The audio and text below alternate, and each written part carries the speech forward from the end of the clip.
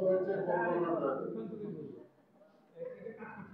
এই করবে করবে ঠিক দেন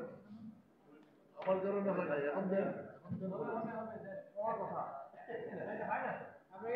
একসাথে দিতে হবে না তো যেটা হচ্ছে যে আমার কাছে আমি যেটা দেখতে পেয়েছি আজকে প্রেজেন্টেশন থেকে যে ডক্টর সাজিদ কামাল সাজিদ কামাল উনি যে প্রেজেন্টেশন দিয়েছেন আমার কাছে সবচেয়ে ভালো লেগেছে কারণ ওনার করার মধ্যে কিছু কিছু বিষয়ে আমি যেটা করেছি মাইক্রো হাইড্রো প্ল্যান্ট আফগানিস্তানে করেছি কিন্তু এই দেশে কথা বললে আমার পাগল বলতে হবে আপনার বলাতে হয়তো বা কিছুটা কার্যকর এনিওয়ে আর সদ্য প্রফেসর আলু ভাই তো আছেন তো আমরা যখন নিজেদের মধ্যে কথা বলি তখন বলি যে আলু ভাই তো আমাদের একটা ইন্সপিরেশন এবং আমরা ওনার কথা থেকে এত বছরের মধ্যে সংগ্রাম করে যাচ্ছি যাতে কিছু পরিবর্তন হয় না কেন এরকম আমরা আর ইউথদের ইনভলভ করছেন আপনি এটার জন্য আপনাকে ধন্যবাদ দিয়ে কথা বলছি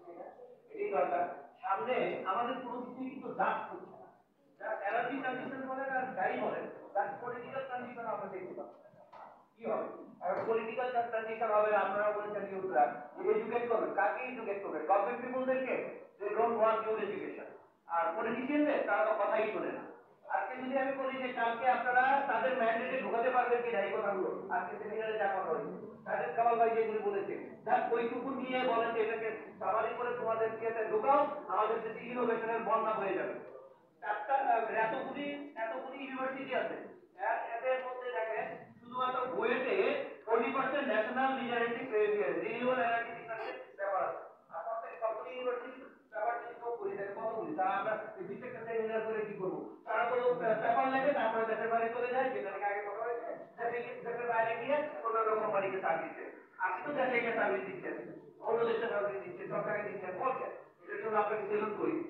যারা ইউথ আছে সামনে কিন্তু বিপ্লব চলবে এই যে গত অগাস্টের বিপ্লব হচ্ছে এটা কিন্তু শেষ না আগামী গভর্নমেন্ট আসলেও রাস্তায় দাঁড়াইতে হবে আরো রক্ত ঢালতে হবে তাহলে যদি জনগণের পরিবর্তন হয় আমি এটা তো বলে শেষ করলাম আমি কিন্তু গ্রামে কাজ করি